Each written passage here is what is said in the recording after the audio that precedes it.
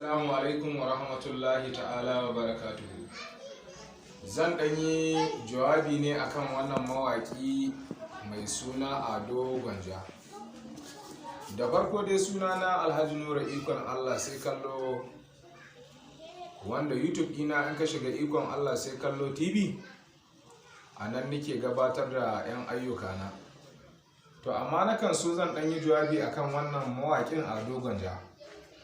Magana ta dan Allah, ADO GWANJA kana yin wasu abubuwa wanda ba sun wuce mizani akan al'amari. Yanayin waƙen da kake tsakani ga Allah, mutane waɗanda za ka gansu da kima da kamala da mutunci kakan sa su shiga wani hali ko kakan sa su yi kwaikwayon wasu abubuwa wanda kake. Da farko ka zo kai wata waƙa sama mata. Matan nan a islamiyoyi, matan nan a gidajen aurensu, matan nan wajejen fati, yara da ƙanƙanana, ka zo ka kwashe su suka yi sama. Ka zo kuma yanzu kai wata waka, muna ta ƙoƙarin yadda za mu yi kan wannan sama. Ka zo kai wata waka wadda ake ce ma war. Matan nan ya kai ga kasancewa suka zo suka bi war ɗin nan, suka yi ta wargajewa a inda ba ma a bukata.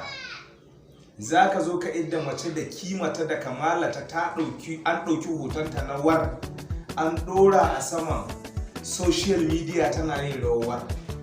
Wata bazawara, wata mata aure, wata budurwa, wata yarinya ƙarama ta zo ta biyo war. Muna ta ƙoƙarin yadda za mu biyo akan maganar war ɗin nan. To yanzu kuma ga wata waƙa ka taho da ita, wai ita cas a so samu. To me kake ni? Wanda za ka zo ka idda babban mace mai hankali, bazawara, budurwa, yarinya karama, sai ka da sun zo sun kama rawar wannan a so samu. To ADO GWANJA wai me kake ni? Nishadi ne. Mu ba faɗa zami da kai ba, amma dai mukan baka shawara akan al'amura. Domin menene?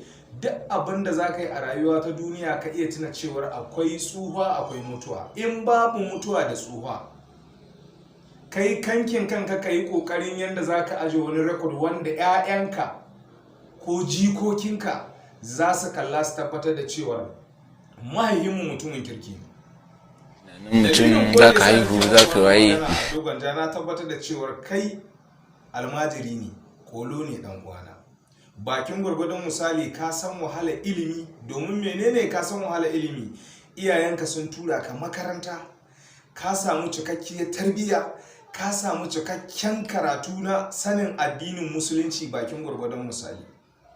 To ADO GWANJA ina kira a gare ka, kamar yanda ubangiji Allah ya riga ya sa kai masani ne, ya kamata akan wannan al'amuran naka ka yi ka sanin cewar inda za ka dora akan hidindimun neman kuɗinka. Domin in kana neman kuɗinka, ni ba zan zo in ce maka ko in hana ka ba ko in dakatar da kai, amma dai ya zamto cewar idan mutum zai aikata abu, ya zama wane irin abu ne za ka aikata. Kada ka ban ma 'ya'yanka da jikokinka da 'yan uwanka abin hidi, domin kana ganin cewar rugugin duniya, jin daɗin duniya ya sauka a kanka. Ina kira a gare ka, wannan faɗakarwa ce nake maka, don ba zan ce maka wai ko na fi ka ba ko wani menene a. Amma dai abin da nake nuna magana ta dan Allah, al'umma mu tsaya mai nazari akan wannan abin wanda ADO GWANJA yake. Kayi sama, kayi war, yanzu ga ka da cas. To gaba ma ba mu san me za ka yi ba. Magana ta dan Allah, a cikin wannan al'amarin zan kawo ƙarshen wannan ɗan jawabi ko in ce ɗayan nasiha da neman ADO GWANJA. Idan kana buƙatar kana son ka ganta, kana iya shiga Ikon Allah sai kallo TV, ka yi mana subscribing, ka danna mana ƙararrawa. Al'umma, na gode.